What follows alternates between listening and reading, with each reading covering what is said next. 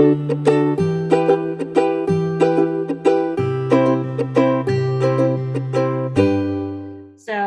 let's get going. I want to turn it over to Dana and Wendy. There's the contact sheet, guys, for anybody who wants to catch up with anybody on this call. There's all the contact info. Put your name down there, and then you guys can meet each other, which is the whole goal of the Covey anyway. So here you go, kids. Good morning, guys. Welcome to another week here in Pandemic Central. Dana and I are really finding that with all of our clients, this is really taking a toll in a new way for so many people. Lesley said she has glue in her veins this morning. That's not an unusual kind of feeling right now. People are really feeling kind of bogged down, and it's continuing. And we know that the folks here in this group are really working, doing inner work and outer work to keep pushing past that, but that's exhausting too. And so we're going to take a slightly different tact today in our conversation and look at this time as a time of potential.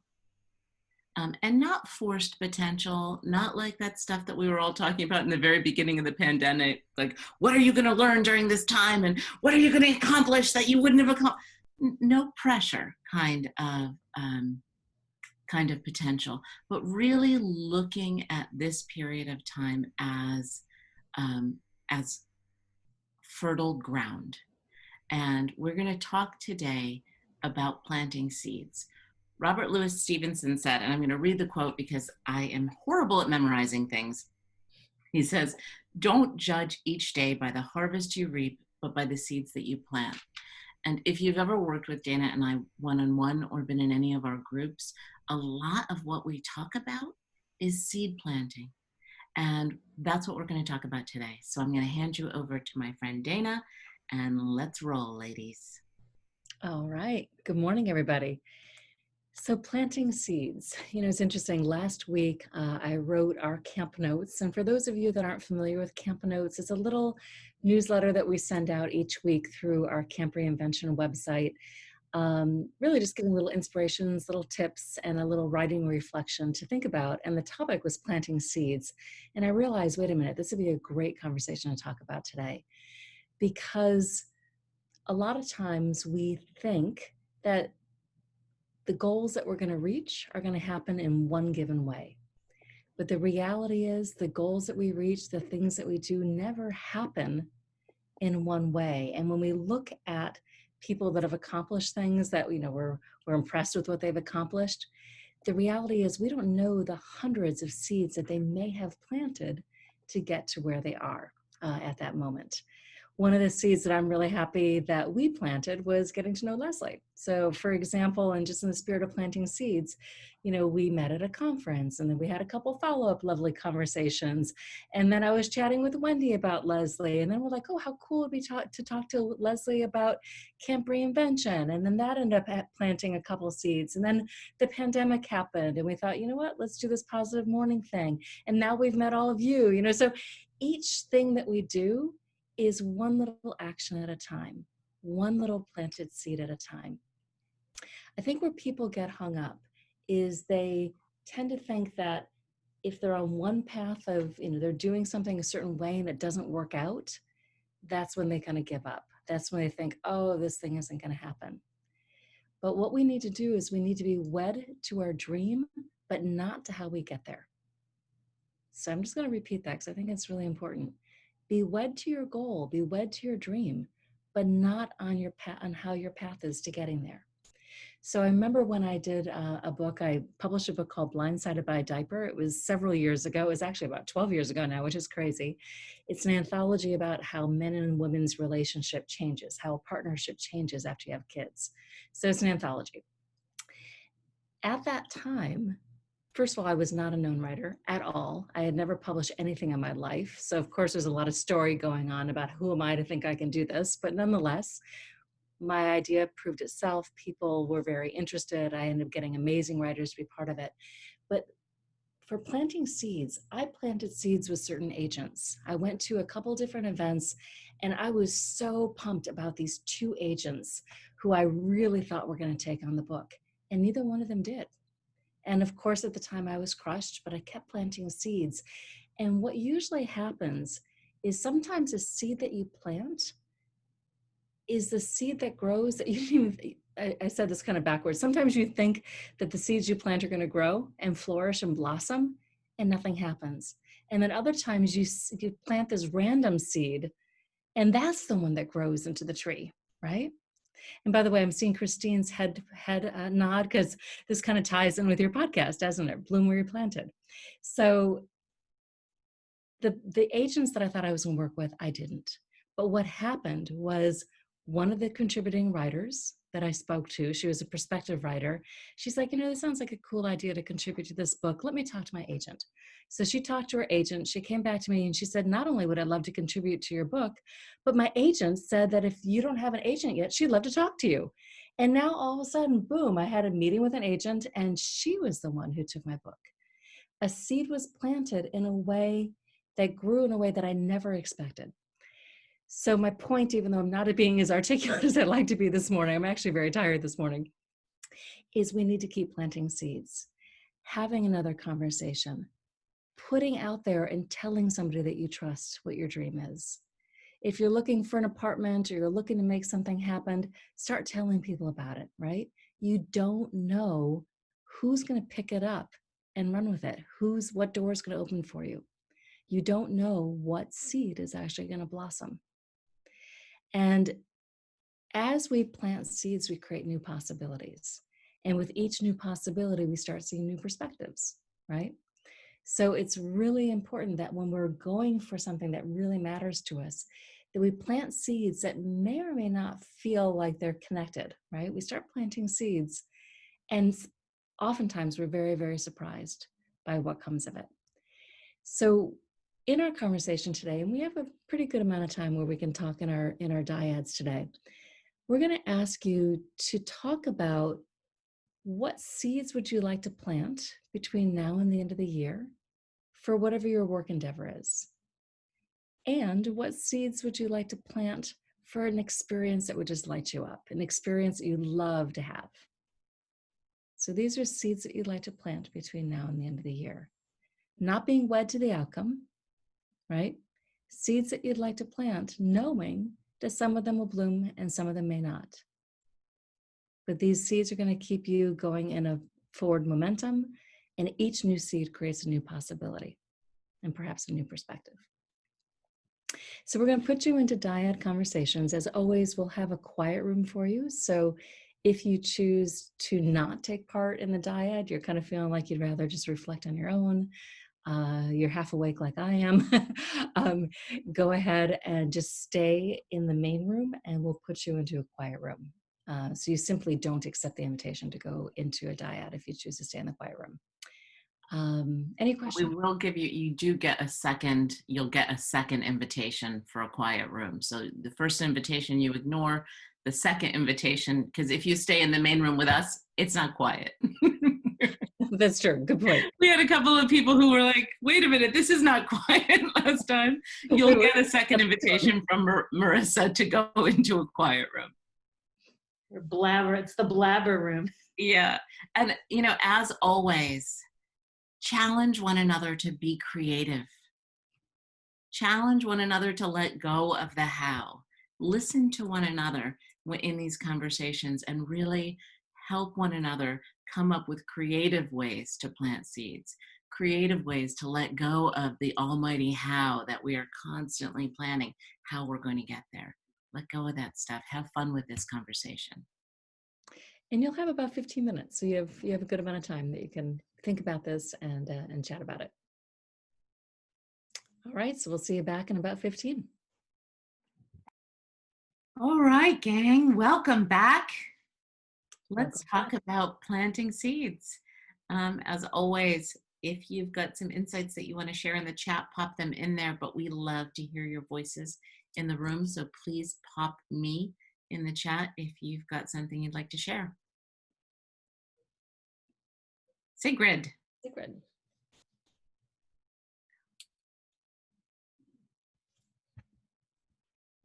we were talking about planting seeds and the importance of planting seeds, and everything that you said.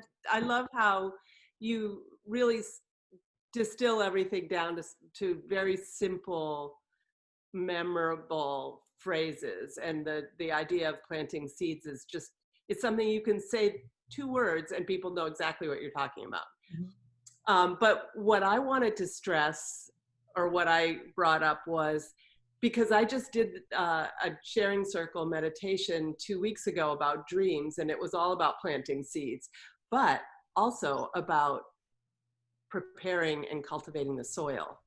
So it's sort of like you can plant the seeds all you want, but you also have to at the same time cultivate the soil and nourish yourself and do the things for yourself that create the environment where the seeds can then flourish. So, and the way that you nourish yourself doesn't necessarily have a direct correlation with your career or whatever seeds you're planting. It's just creating an environment where those seeds can really grow because you're really, taking care of yourself, or studying or reading, or, whatever it is for you. And I have seen that happen in these last 6 months for me in a huge way.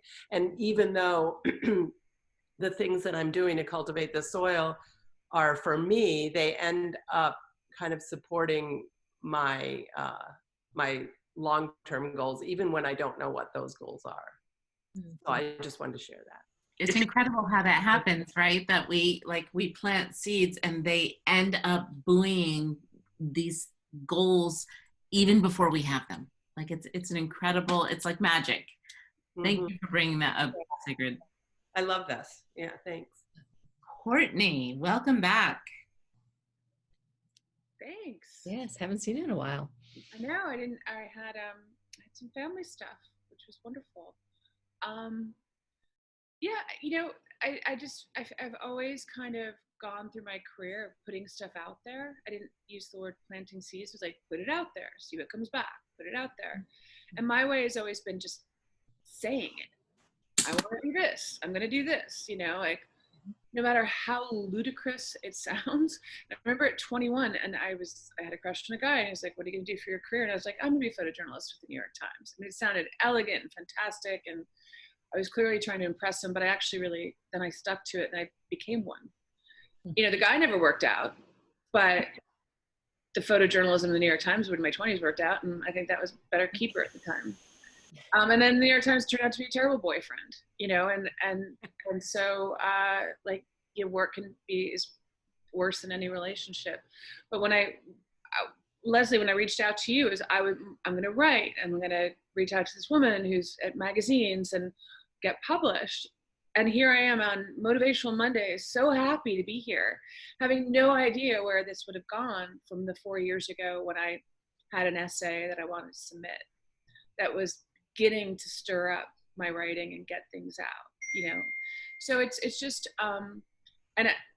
in the beginning of COVID, I said to my mom, I don't know how this is going to work, but I'm manifesting a place for us in Costa Rica one day. Mm-hmm.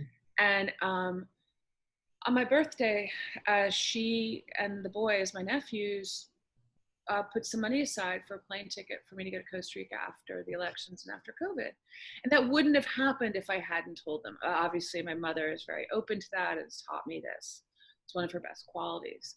But it's always like, you just never know what's going to come back to you. But the thing is, like, and especially with all the hardship and, my brother and his wife dying and that leaving the family, them bankrupt and having to take care of the boys, I'm always like, it's like at my brother's, at the reception after his funeral, somebody walked up to me and said, what can I get you? And I said, you can get me a Diet Coke. And another person walked up and said, is there anything I can do for you? And I said, you can let Declan walk your dog because he likes dogs. He's going to need a dog. It's like every single person came up and said, how can I help? And I was like, was very directive of what I needed from them because I was going to need everything from everybody.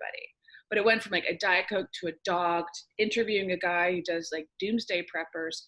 And the story came out and he's like, what can I do for the boys? Do they have a pediatrician? I was like, no. And he got me into the Mount Sinai program and got the pediatrician. So I've been practicing this over and over again. Like, it feels shameful, but I'm going to do it anyway. It feels stupid. I'm going to do it anyway, because something always comes back. So today it was like, I'm going to get an agent. It's going to happen, but I want to write. You know, I'm going to get an apartment in DC. It's going to happen. I'm going to teach, you know, I'm going to get Declan into the next school when he moves in with me. But all of that happens by word of mouth, by talking. And I've seen great things come of it. And I've seen people act in incredible ways. But the one thing I learned is don't ask people for things they can't give. Mm-hmm. So I got stuck in, you know, one of my family members wanting them to help me financially because the burden was too great. They just couldn't do it. And that's my brother. But on my birthday, he also matched the money to Costa Rica and said to me, and I never got mad at him, but I said to him, he said to me, I know how much you've done. I know you've sacrificed so much. I really love you. I'm sorry I haven't been able to do more. This is just something I can do now, and I'll do what I can in the future. And it was like, okay, I got no retirement. I'm on the hook for this family. Like, fuck me, but that's lovely. I love you. You know? And so I stopped asking him for things he couldn't give me. He just couldn't. And now he's giving me things that feel really good. Mm. Beautiful. You know, Courtney, I think you've illustrated so beautifully too how important it is to ask for help. That's part of planting a seed. That's part of putting something out there. And I think a lot of times women hesitate to ask for help. The reality is the person that's helping you, that's giving them a gift as well, right? People want to help. They don't know how to. Yeah. They don't know what is needed. So you're giving them a beautiful gift by saying, yes, you can help and you can do this thing, right? Because usually, right. They want to. And I think a lot of times people are in that painful place and don't want to reach out or don't, not because they don't want to be there for the person, but because they don't know what the heck to do. They don't know what the heck to say. And if you can be direct and say, hey, listen, I could really use your help. If you could do this, it mean the world to me. Oh my gosh, they're so happy as well. So yeah, I'm so glad you shared that. Thank you. One last thing, it taught me to give too, because giving and giving and giving more, you're not giving it all away, but you're giving and getting and giving and I just became like the shirt off my back person after this, after seeing how wonderful people could be. It was like, I can give it, it'll come back. Here's a 20 to the homeless guy. It's in my wallet because I didn't even know it was there. It'll come back. Yeah. You know, one of the wisest things that I ever heard about giving, because it's so true, the more that you give, the more that you get, until you give it all. And then you burn out, right? So there's that balance. And someone said to me once, you can always give half your sandwich, but never give the whole thing away because you'll starve, right? You can always give half the sandwich, but not the whole sandwich. And so it's a way of sort of saying, when you give, there's always so much that you can get back, but don't give it all away. We really do need to keep something for ourselves. And Bridget and Deborah both have a question about what happens when you're planting seeds and nothing is moving forward. Let's jump to Meow for her, me, and then we'll respond to that question. Thank you. And my thoughts is somewhat related to this. I want to share another aspect of planting seeds because of a story I learned when I was little. There's an old king who gave out seeds to all the kids in the country, but the seeds is actually cooked. It will never grow anything. And what the king does is he just wants to see what these kids do about it. So as you can imagine, most of the kids, after they plant the seeds, water it, and nothing happened, they just gave up. But there's one boy, he keep on watering it. Even though nothing happened, he does it every day. So after 100 days, he's the only kid left attending his seed. So the king summoned him and asked him, why you're doing this? Don't you know this is not going to go anywhere? And the boy says, no, I actually don't know. I believe it'll grow, and it's just a matter of time and effort. So he touched the king, and of course the king rewarded him. So what matters is, I think the planting seeds is not about seed itself. It's not about the outcome. That's what you told us. We don't know whether it's planned or random. But the very act of put seeds out there, will want to put seeds out there, believe it'll go somewhere and hope it'll go somewhere, will make all the difference. And then it's the very act that's the seed itself. That is absolutely beautiful and a perfect transition into talking about what happens when our seeds don't grow, because lots of them don't. Lots of them don't. Or to Dana's point and to Courtney's point, sometimes the seed that you plant manifests something other than what was expected, or manifests nothing at all. But it's the act of planting seeds. And what's interesting is, and you don't have to me here, Bridget, but I'm gonna call you out a little bit on this. You are the queen of seed planting. There have been so many times in your life where you say, oh, I'm at a standstill, but you're always planting seeds. And by the time the next time I talk to you, something has grown. Not always what you've expected, sometimes what you've expected. And so really the idea of planting seeds is really not about expectation of a particular harvest, right? That's similar to the being attached to how. Planting seeds is not about attachment. It really is about detachment.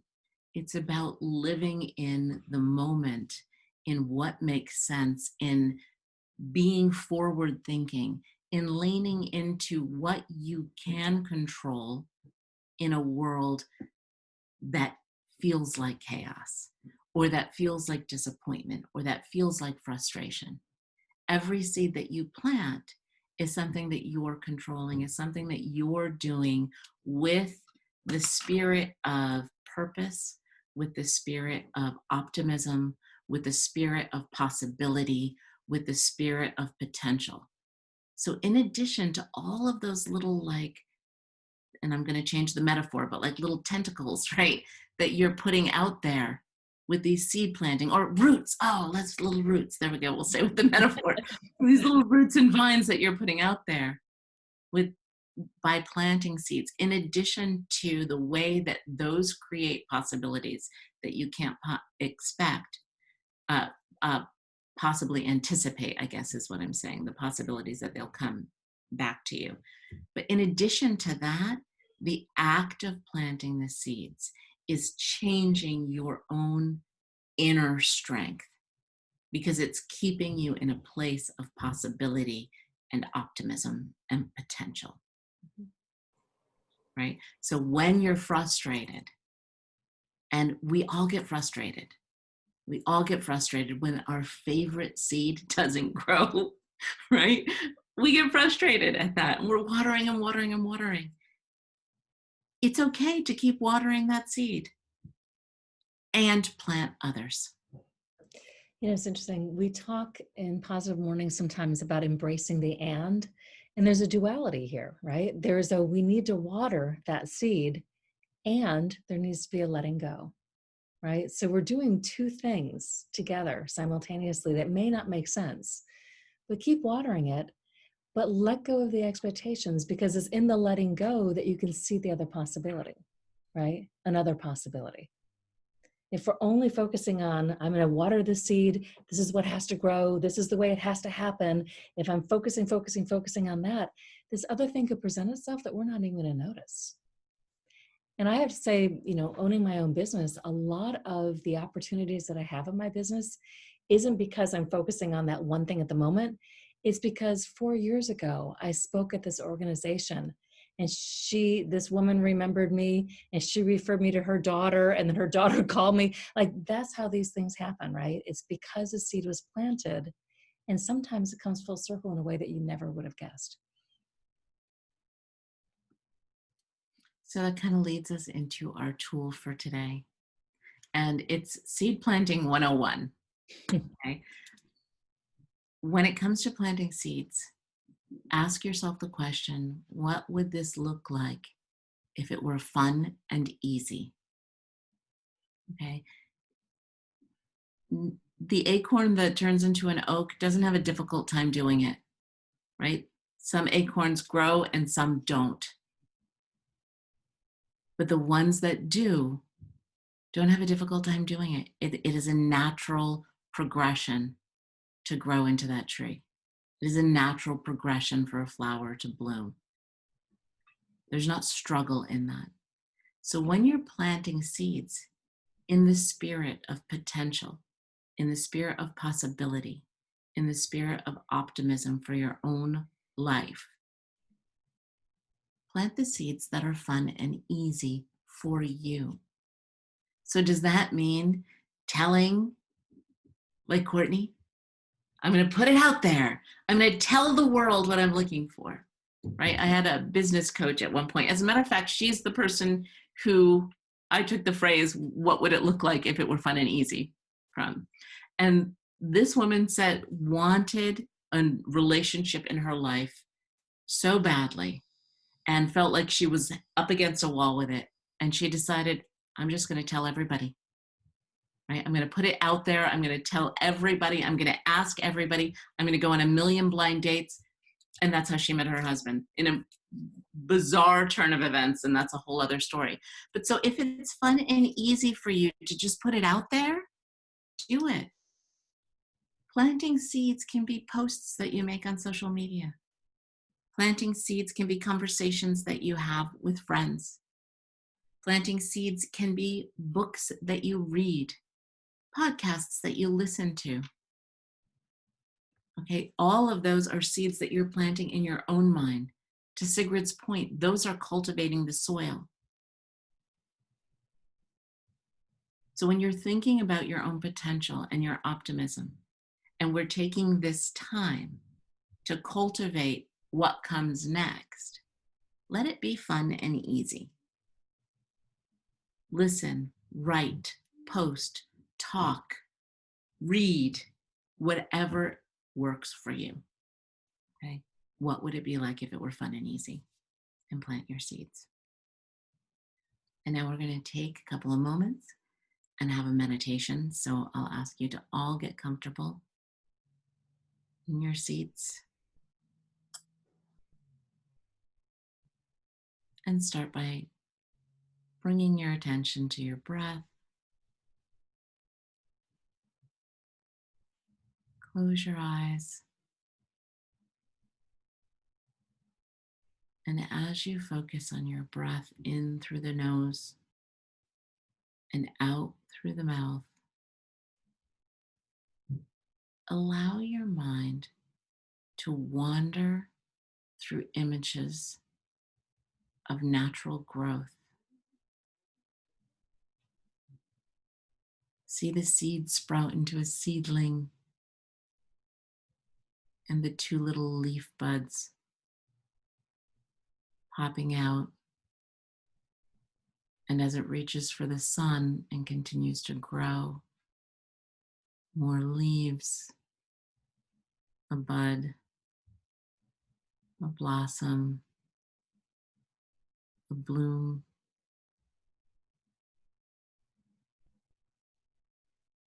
Think of the tadpole that starts as jelly in the pond and grows a tail and legs and becomes a frog.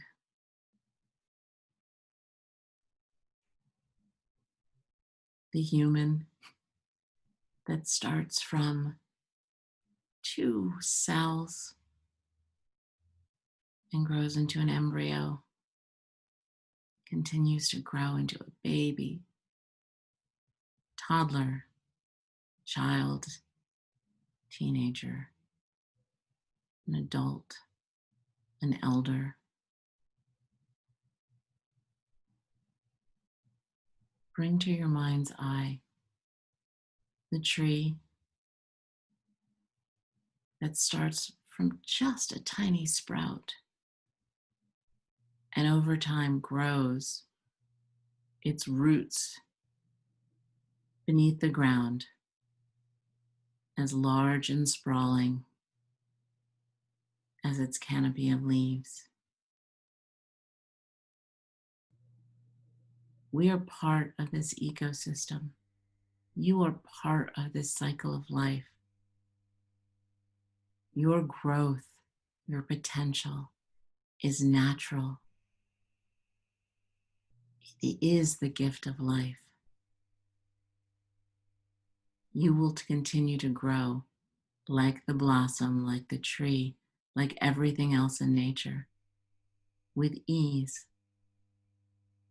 and beauty and grace. You don't need to worry about how. You just need to allow for it to unfold. And as you bring your attention back to your breath, leave all of the stresses that you came with this morning behind you and come back into this day, into this week, stronger and easier. And on the count of 5, you can open your eyes. 1, 2, 3, 4, 5.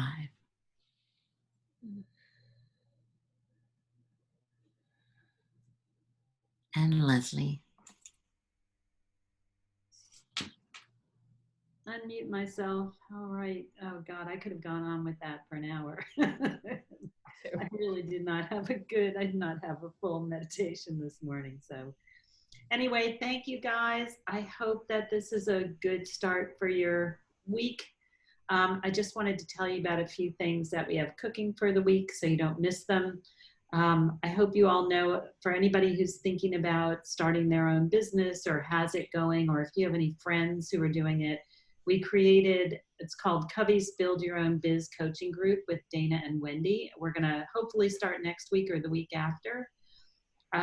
We wanna get a few more people in, but it's really to save time, save money, you know, that very beginning stage where you're like, holy crap, do I even know what I'm doing? How do I decide which way to go? And we'll focus the group around the experts we bring in. We'll bring in experts in all the different things, depending on who's in the group. And it could be somebody who's just at launch or just about to launch or is in their first year or two. But this is really coming out of all the research I did with all of you guys about one of the issues is when you're reinventing. It's very, very hard to figure out all, you know, just the beginning parts of getting started. And it's a 12-month program, twice a month we'll be meeting, and I'm going to be in it too because I want to take it. I think it's going to be fantastic. As you know, with Wendy and Dana, it'll be great. And then we have tomorrow this great, for again, if you're thinking of what am I going to do, it could be for business or whatever, individual health insurance plan options for the self-employed, contractors and tiny businesses. And that's Tuesday at 2 p.m. with Angie McCullum. She's a certified health, life, financial, and habit change coach and a licensed insurance agent. So I'm really excited because that's one of the things that holds all of us back. Those of you who are still in corporate and want to get out, that's one of the issues. And then the hidden reason you're not reaching your goals, Thursday, October 1 at 2 p.m. This is this wonderful woman, Dana Wingard, who's a psychotherapist, who discovered basically that a lot of us who think we're just procrastinators, it's ADHD that has not been diagnosed late in life. I had a friend in her 70s who was just diagnosed, and she was like, oh crap, why didn't I know this years ago? So it's a big problem. And then we have a really great one called What is Energy Leadership and How Can It Improve Your Outcomes? And that's whether, and again, these are things that if you have friends, you know, it's like $5 for $4.99 to buy a ticket. Bring them in if they're struggling with things and this could help them. That's Monday, October 5th. And because it's more executive leadership, we're going to do that at 8 p.m. And that's Beverly Kane and Sharon Weinraub, executive coaches at Conductive. And they have this whole thing about how to bring energy into your leadership, and that will lead you to clarity, balance, and calm. and that we're really excited about. So again, you can find those all, everything is at Attend under CoveyClub.com. And if we really do want to find a couple more people for this, for the business coaching group, I know they're out there. People are struggling by themselves. So if you have any buddies who are struggling, have them look at it. Again, this is posted at CoveyClub.com so they can find it. So thank you guys. Have a wonderful week, and can't wait to see you next week.